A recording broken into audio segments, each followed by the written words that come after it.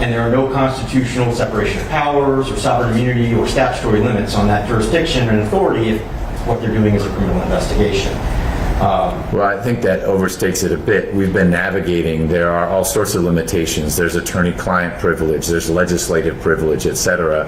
And the district attorney's office has pushed against that, but ultimately acknowledged there are certain things that even in the Fifth Amendment privilege that stand in the way of unfettered inquiry with the witnesses who do appear in front of the grand jury. So you only get that far. You only get to analyze whether they have to respect those privileges if they have, or more importantly, the special purpose grand jury has the authority to do whatever it's doing anyway. Agreed. And we've got to go back now and look at what that authority is, because their position that as long as what they're doing is a criminal investigation, there are no limits on that, and they can haul in the governor and they don't have to pay attention to these other jurisdictional constitutional issues. It's wrong on every level, starting with this is actually not a criminal investigation.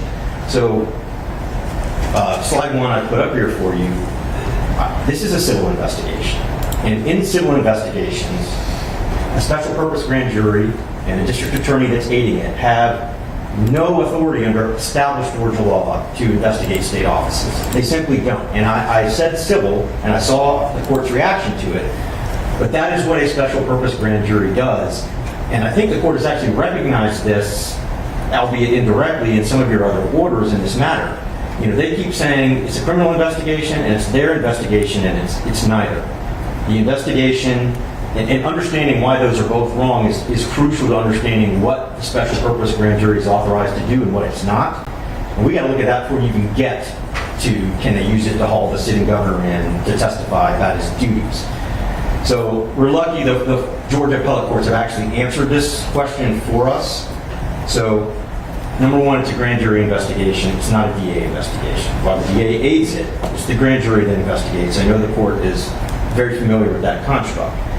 And because it is a special purpose grand jury investigation, it's by definition, it's civil and it's not criminal, no matter how they want to dress it up. And this is because the special purpose grand jury is a civil investigative body only. It has no power to indict, and this is what I think Your Honor has noted in some of your other orders in this case. It doesn't have any power to indict. It has limited power to interview witnesses, and it can only issue a report. There's nothing criminal about its process or investigation, and whatever it does in that process, in that ultimate report, they belong to the grand jury. They don't belong to the district attorney. So this slide tells you what the Georgia Court of Appeals has said about the nature of the special purpose grand jury, and there's a number of cases about them. The first one was this State versus Martell case from 1996, in which the Court of Appeals was trying to figure out, does it matter whether this grand jury came under the special purpose statute or the regular grand jury statute? And they said, no, it doesn't matter, because what this particular grand jury, the regular grand jury, is doing was civil, not criminal in this particular case. Either way, we don't have to add to that question, but special purpose grand juries only do civil investigations because they can't indict. That was reinforced in Kennerly versus State in 2011. Why does the lack of power to indict, and agree with you that the special purpose grand jury cannot bring charges, and we've had to explain that to witnesses, to all sorts of folks. Why does that mean it's not a criminal investigation or criminal investigative body as opposed to civil? Wouldn't one look to, I'll call it the charter, so the chief judge signed an order authorizing the creation of the special purpose grand jury, and its purpose was not to investigate civil matters, it was to investigate alleged criminal interference with the 2020 general election. So criminal, not civil. Why is simply the lack of the ability to indict? A police officer cannot indict anyone, sure. But if a police officer is asking you questions, that's not a civil investigation, it's a criminal investigation. Sure, and it would trigger different constitutional concerns, obviously. And you know, the Court of Appeals cases that have answered this, and they're the only cases in the state that have actually looked at the nature of a special purpose grand jury on this question. They haven't expanded, particularly helpfully on that distinction.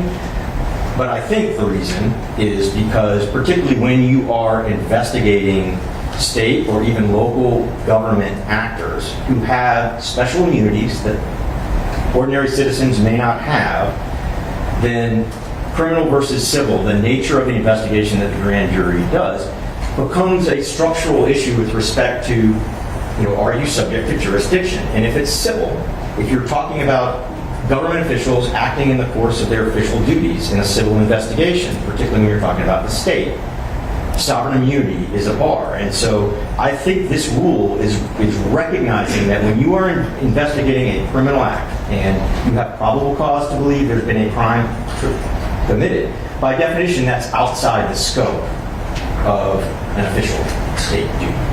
And so I think that's where the courts are drawing that distinction. And answers your question, but we don't have clarity from the appellate courts about your specific question, is it indictment or not?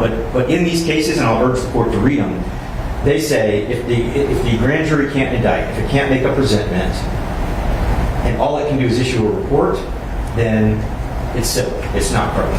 And they view that distinction as important. But here's why it's particularly important in this case. What about on the federal level? Because I know this isn't your space, but this executive privilege is being imported from a lot of federal cases. So federal grand juries, they can investigate civil, they can investigate criminal. If it is a criminal investigation at the federal level, but it's merely designed, I guess it's tricky because there are no special purpose grand juries. That grand jury is a multi-purpose tool. It may be used at that point only to investigate. And the U.S. Attorney's Office gathers enough information and says, we choose not to present an indictment to that grand jury. But what do you know about what federal case law says about sovereign immunity and a federal grand jury if the focus is criminal activity, not hey, should we have remunerated the people whose land we took more, but it's focused on a RICO allegation? I know enough to be dangerous. Okay. For your side or the other side? For everybody. Okay.